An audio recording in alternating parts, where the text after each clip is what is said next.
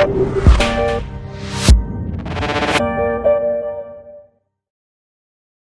there, welcome back to the next episode of the Jag. Just finished putting the ARP hardware into my rod bolts. Look at all that pretty ARP stuff. Lovely. Checked all the big end bearings at the same time. All looking fairly tasty, to be fair, considering it's essentially a scrapyard engine, which is where we got from Auto Reserve because I grenaded the last one. So yeah, going to now reassemble this, get the lower sump and the girdle back on this, and then we can put the gearbox back on, throw it up in the car. Okay, everything is back together now. Gearbox is bolted up. I've just got 3 bolts in there for a minute, but I'll fix the rest of them whilst it's in. So yeah, just got to pop this in the hole now and lift it up and make sure the prop shaft all lines up nicely.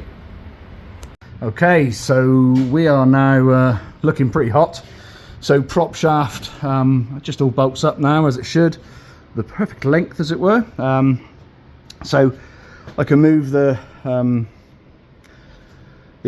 what's his name, the old torque converter behind there. There's no problem. So I'm just lining up the holes now and everything seems to be pretty cock on. So I'm going to go in and you can just see that moving behind there now. All of the holes seem to line up, so I'm going to bolt them in and just rotate the engine, get the torque converter bolted up, get these bolts in properly, and I'm going to consider that like a success.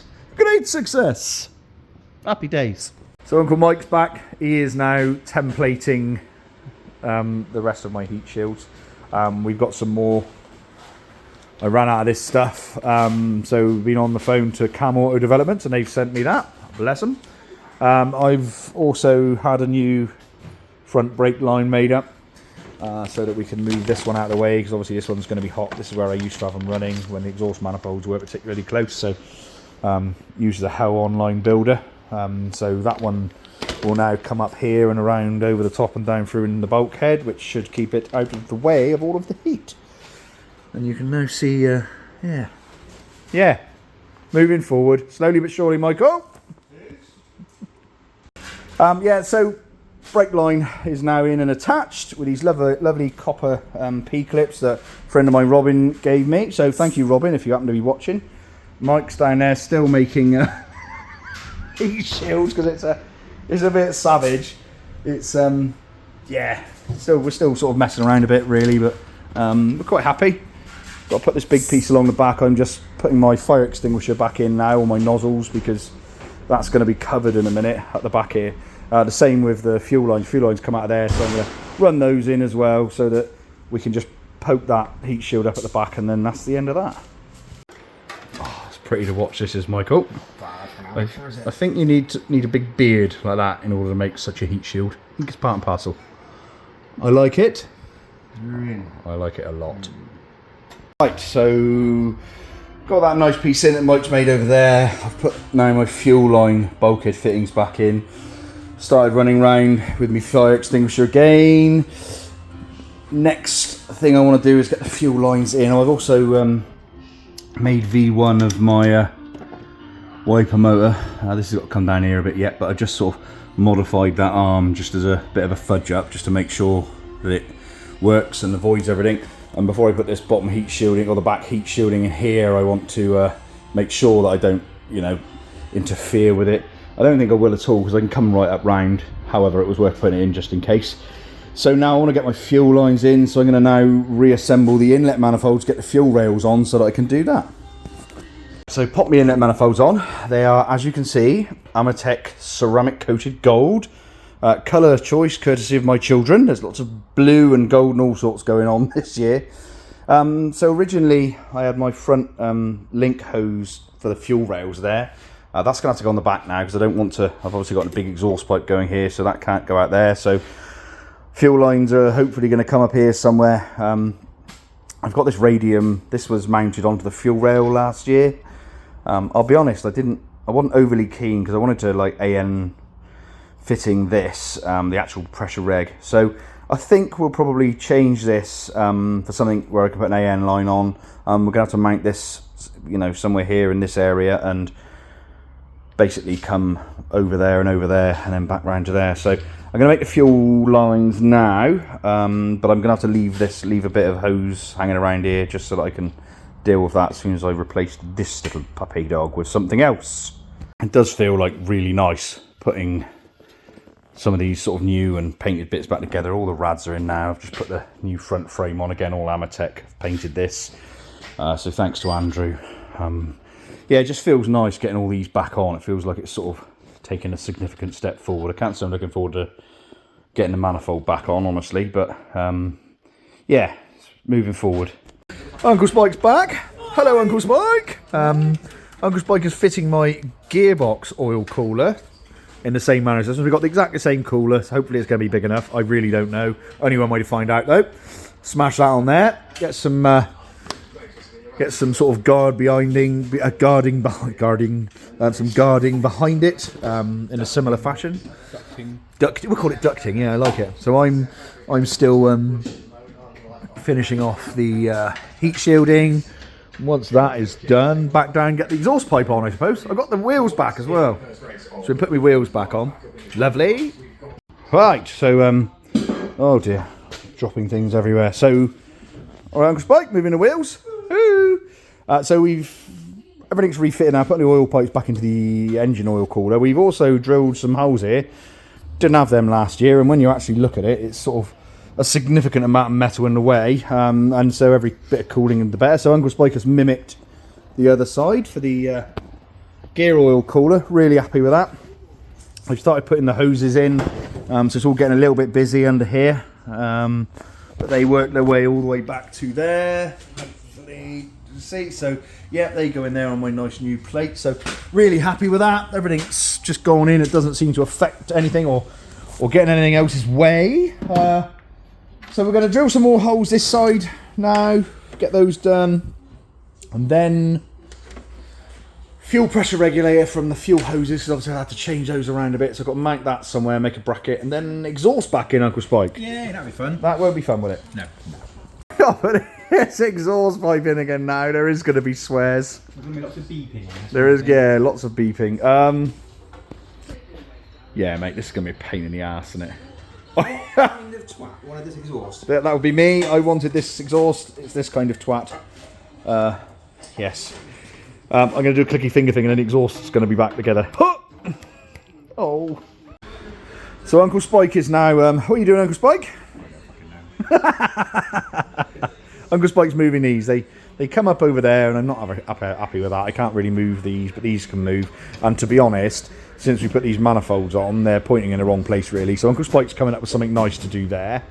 We've pretty much plumbed everything now. Everything is plumbed in. Both oil coolers, all of our fuel lines are in. Everything is plumbed. Oil line. This one goes into Uncle Mike's in there. Say hello, Uncle Mike. Hello, Uncle Mike. Hello, Uncle Mike.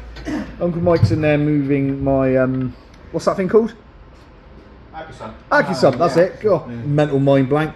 So that was in the floor here, but Uncle Mike's making a nice bracket to put it opposite my fire extinguisher there. Not just to balance out the weight, but we do sometimes have a passenger seat in. Oh, I can park my bike there, Michael. Yeah. He's good mooning. So yeah, he's doing that. Like sometimes have a passenger seat in, and obviously having that Accusump there in the middle of the floor is a bit awkward. So it's just another nice thing. We only put it in there because we were having oil pressure issues. So it was like a lastminute.com thing. I literally sort of bored this hole in here, put a bulkhead fitting in, teed in down there, and we threw that in there. But it's just remained where it is naturally. And I've always been pretty unhappy with where it is. So Mike's making the time now to sort that out. So yeah, and I'm just going through now. Like I say, put this in. I'm just now putting in our connectors, our bulkhead connectors for our wiring loom. Drilled holes there. Just going to put some nutserts in there, some M3 stuff. Yeah, doing well. Have you spilt oil all over yourself, Michael?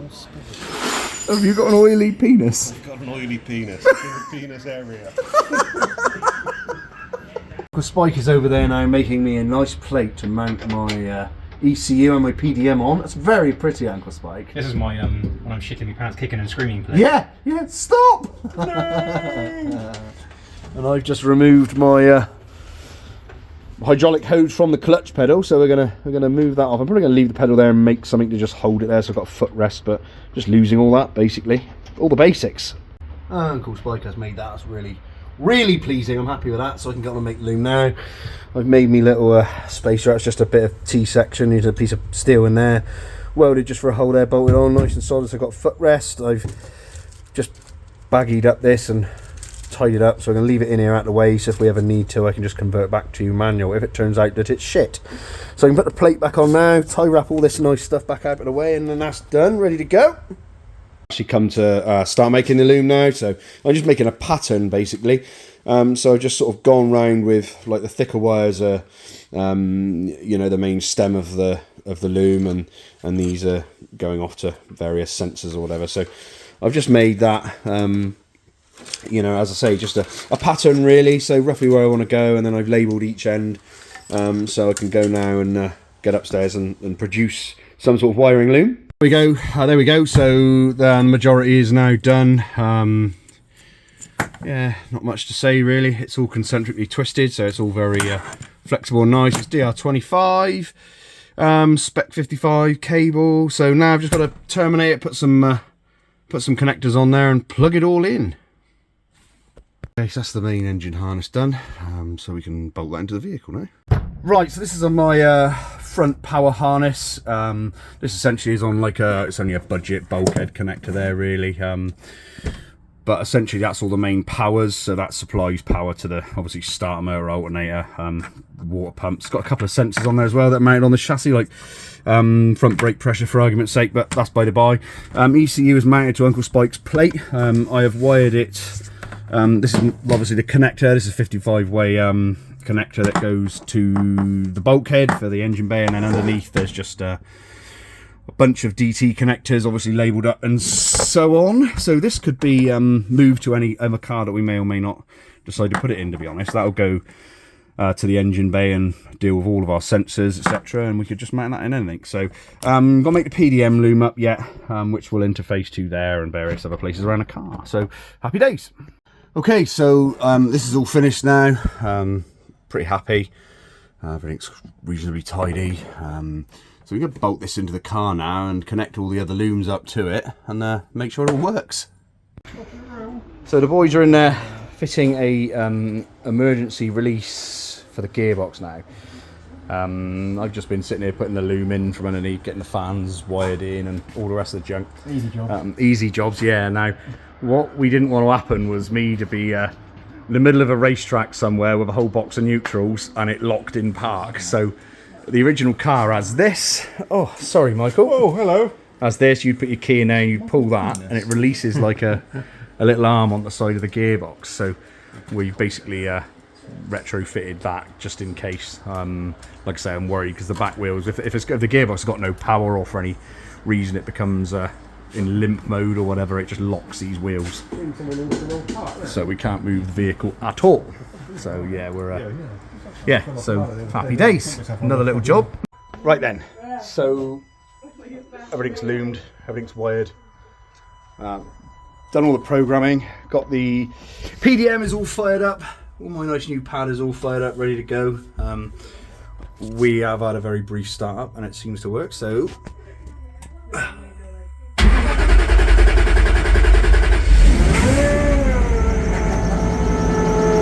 lovely and quiet.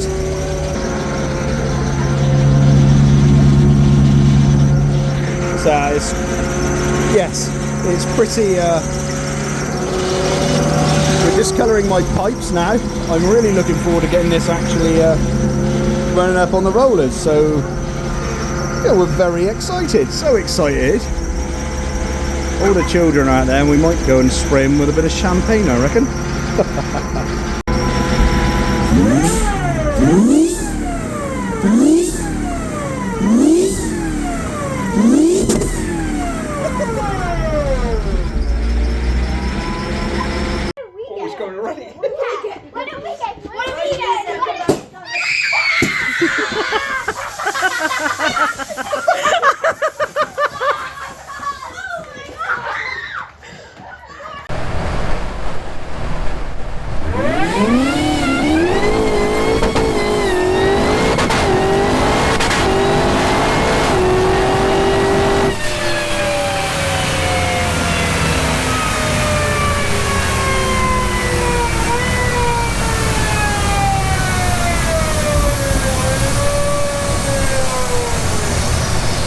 Okay, so we've run it up on the dyno.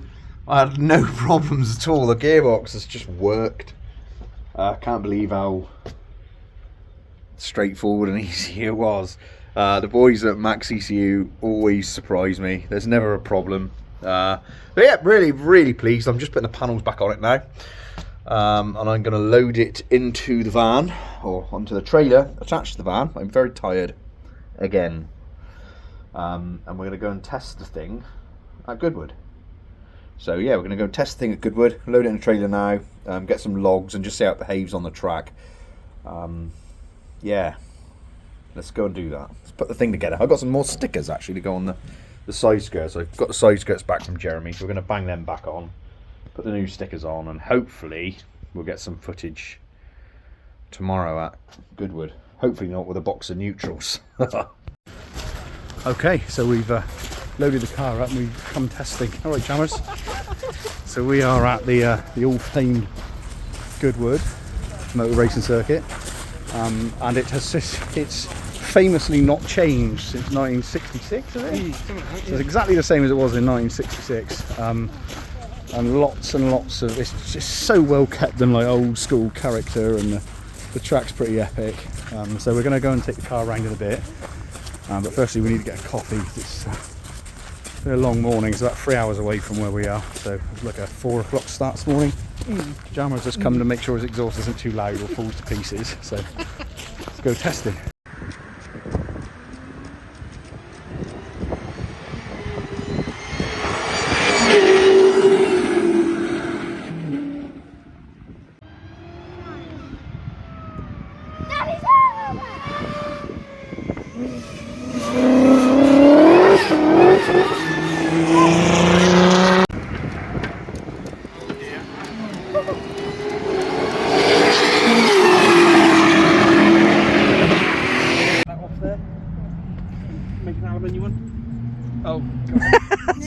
So yeah, that's our main problem really, is we've got too much fire. I like the fire, so I think we'll keep the fire and we'll make something that makes it not damage the car. Yes. Yes? Yes. It's another job for you. Yeah.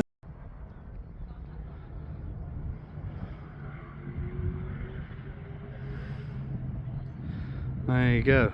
So end the day at Goodwood with a Spitfire landing and taxiing in. Don't see that every day, jammers, do you? Definitely not.